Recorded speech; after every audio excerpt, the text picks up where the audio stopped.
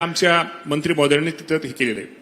अगदी नुकतीच पंतप्रधान धनधान्य कृषी योजना ही नवी सुरू होते, एक नवा अध्याय सुरू होतोय असं आपण म्हणूया. आणि यामध्ये साधारणतः राज्यातल्या 9 जिल्ह्यांचा समावेश आहे.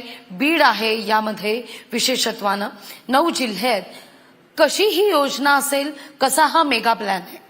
आपल्या सगळ्यांना माहिती आहे की देशामध्ये एकंदर 100 जिल्ह्याचा त्यामध्ये या योजनेमध्ये समावेश केलेला आहे. आणि त्यामध्ये आपल्या साधारणतः महाराष्ट्राचा जर विचार करायचा झाला तर 9 जिल्ह्याचा समावेश केलेला आहे.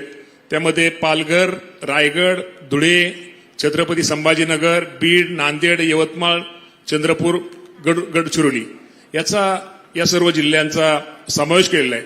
यातनं निश्चित प्रकारे शेतकऱ्यांना शेतामध्ये त्याच्या शेतामध्ये कसं उत्पादन वाढलं पाहिजे, त्या शेतकऱ्याला त्याची शाश्वत शेती वाढवणे, पीक घनतेत वाढ करणे, सूक्ष्म सिंचनाचा वापर करणे, कर्ज त्याला जे कर्ज आपण म्हणतो कर्ज उपलब्ध करून त्याचे अशा अनेक गोष्टीचा समावेश त्यातनं करून हे जे 9 जिल्हे आहेत यामध्ये शेतकऱ्यांना कसं जास्तीत जास्त मदत होईल यातनं हा उद्देश आहे. या देशाचे पंतप्रधान मोदी साहेबांनी आजच सकाळी त्या योजनेचं शुभारंभ केलेला आहे.